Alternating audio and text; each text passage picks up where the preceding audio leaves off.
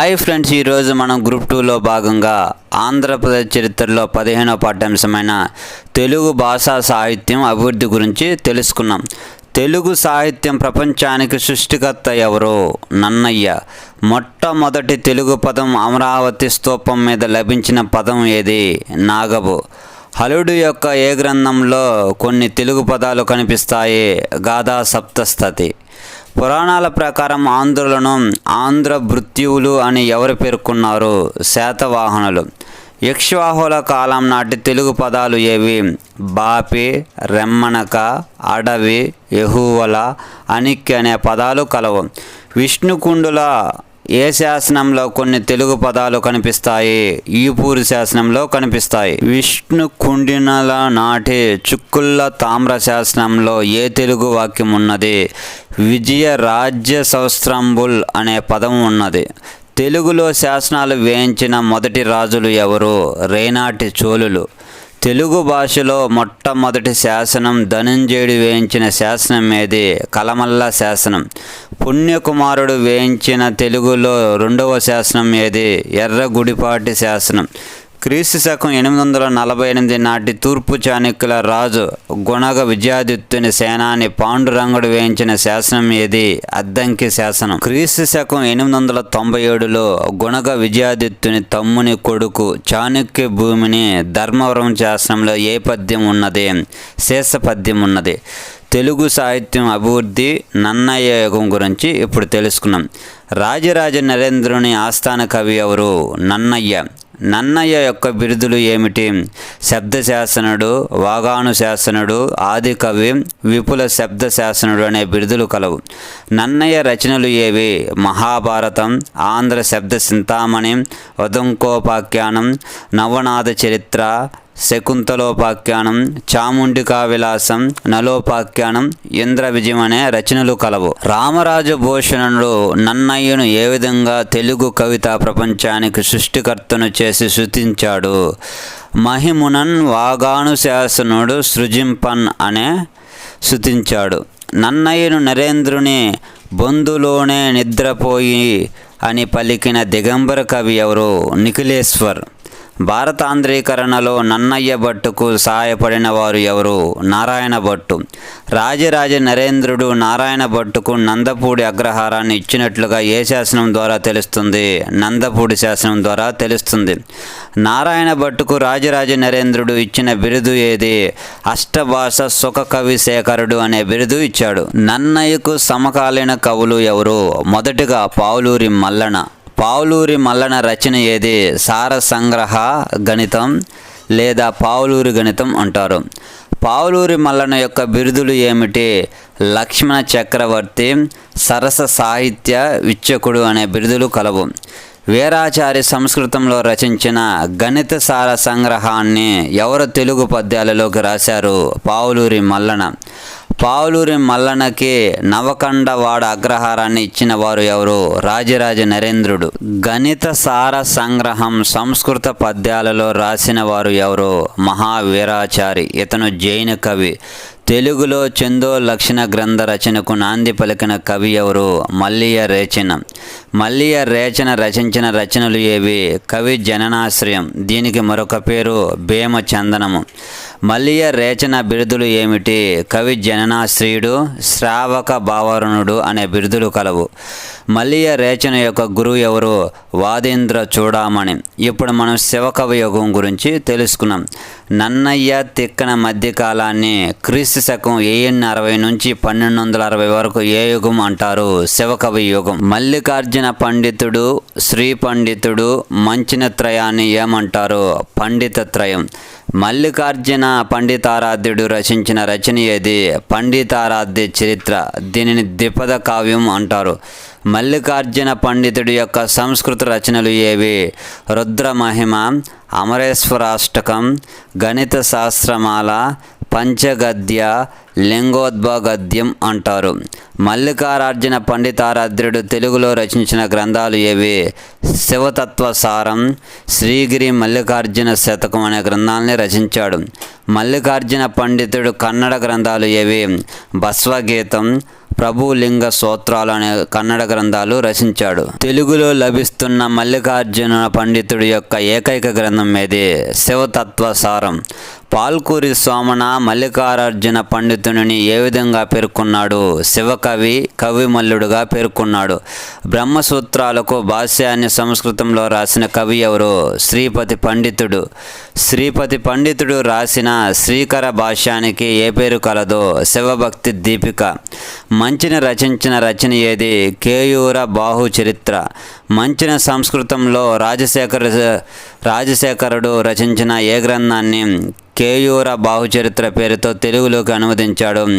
విద్ద సాలభంజిక అనే గ్రంథాన్ని అనువదించాడు. మంచిన కేయూర బాహుచరిత్రలో ఏ పట్టణాన్ని వర్ణించాడు? చందవోలు పట్టణం. తెలుగులో ప్రథమ వచన కావ్యకర్త ఎవరు? కృష్ణమాచార్యుడు. కృష్ణమాచార్యుడు రచించిన గ్రంథం ఏది? సింహగిరి నరహరి వచనాలు. ఇప్పుడు మనం శివ కవిత్రయం గురించి తెలుసుకున్నాం. నన్నెచోడుడు, పాల్కూరి సోమనాథుడు, మల్లికార్జున పండితులను కలిపి ఏ విధంగా పిలుస్తారు? శివ కవిత్రయం. నన్నెచోడుడు పద్యాన్ని ఏ 4 తరహాలుగా చెప్పాడు? విస్తార, మార్గ, దేశీయ, వస్తు కవిగా చెప్పాడు. నన్నెచోడును ఏ విధంగా పేరుగా ఉంచాడు? జాన తెలుగు రచయితగా. నన్నెచోడుడు యొక్క రచన ఏది? కుమార సంభవం. నన్నెచోడుడు యొక్క బిరుదులు ఏమిటి? కవి రాజా శిఖామణి, టెంకనాదిత్యుడు, కవి రాజశేఖర చరిత్ర. వస్తు కవిత ప్రబంధాన్ని గురించి పేర్కొన్న మొట్టమొదటి కవి ఎవరు? నన్నెచోడుడు. పాల్కూరి సోమనాథుడు తెలుగు సాహిత్యంలోనే కాక ఏ సాహిత్యంలో ప్రసిద్ధుడు? కన్నడ సాహిత్యంలో. పాల్కూరి సోమనాథుడి యొక్క సుస్థలం ఎక్కడ? పాల్కూరి గ్రామం, వరంగల్. పాల్కూరి సోమనాథుడి యొక్క గురువు ఎవరు? బసవుడు. ఇతను వీరశైవ మత స్థాపకుడు. పాల్కూరి సోమనాథుడు రచించిన గ్రంథాలు ఏవి? పండితారాధ్య చరిత్ర, బసవ పురాణం. పాల్కూరి సోమనాథుడు రచించిన ఇతర గ్రంథాలు ఏవి? వృషాధిప శతకం, అనుభవసారం. యాదవాకుల అన్నమయ్య రచించిన రచన ఏది? సర్వేశ్వర శతకం. చక్రపాణి రంగన రచించిన రచనలు ఏవి? నయన రగడ, శబరలీల అనే రచనలు రచించాడు. చక్రపాణి రంగన శివకవి యుగంలో ఉన్న ఏకైక కవి, వైష్ణవ కవి. ఇప్పుడు మనం తిక్కన యుగం గురించి తెలుసుకున్నాం. నెల్లూరును పాలించిన తెలుగు చోడ రాజు మనుమసిద్ధి ఆస్థానంలో ఉన్న కవి ఎవరు? తిక్కన. తిక్కన యొక్క శిష్యుడు ఎవరు? కేతన. తిక్కన రచించిన రచన ఏది? నిర్వచనోత్తరణ రామాయణం. తిక్కను రచించిన ఇతర రచనలు ఏవి? కృష్ణ శతకం, కవి సార్వభౌమ ఛందస్సు, విజయసేనం. తిక్కన యొక్క బిరుదులు ఏమిటి? కవి బ్రహ్మ, ఉభయ కవి మిత్ర, సోమయాజి, మహాకవి అనే బిరుదులు కలవు. తిక్కనకు కవి బ్రహ్మ అను బిరుదు ప్రకటించిన కవి ఎవరు? ఎర్రన. తిక్కనకు ఉభయ కవి మిత్రుడు అనే బిరుదును ప్రకటించిన కవి ఎవరు? మూలఘటిక కేతన. మూలఘటిక కేతన సుస్థలం ఎక్కడ? వేంగి దేశంలోని వెర్రిరాల గ్రామం. మూలఘటిక కేతన యొక్క బిరుదు ఏమిటి? అభినవ దండి. మూలఘటిక కేతన యొక్క రచనలు ఏవి? దశకుమార చరిత్ర, ఆంధ్ర భాషా పోషణం, విఘ్నేశ్వరీయం. మారణ గురువు ఎవరు? తిక్కన సోమయాజి. మారణ రచించిన రచన ఏది? మార్కండేయ పురాణం. కృష్ణమాచార్యుడు రచించిన రచన ఏది? సింహగిరి నరహరి వచనం. అప్పన్న మంత్రి రచించిన రచన ఏది? చారుచర్య. దీనిని వైద్యనీతి గ్రంథం అంటారు. గోన బుద్ధారెడ్డి రచించిన రచన ఏది? రంగనాథ రామాయణం. దీనిని తెలుగులో మొదటి రామాయణం అంటారు. మల్ల ఆతుకూరి రచించిన రచన ఏది? మల్ల రామాయణం. భాస్కర రామాయణం రచించిన కవులు ఎవరు?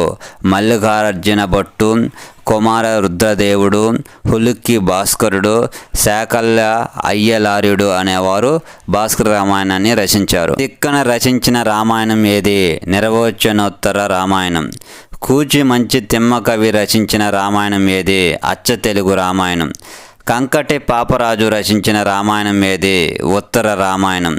వావి కొలను సుబ్బారావు రచించిన రామాయణం ఏది? ఆంధ్ర వాల్మీకి రామాయణం. పుట్టపర్తి నారాయణాచార్యులు రచించిన రామాయణం ఏది? జనప్రియ రామాయణం. విశ్వనాథ సత్యనారాయణ రచించిన గ్రంథం ఏది? శ్రీ మదాంధ్ర కల్పవృక్షం. గోన బుద్ధారెడ్డి యొక్క బిరుదులు ఏమిటి?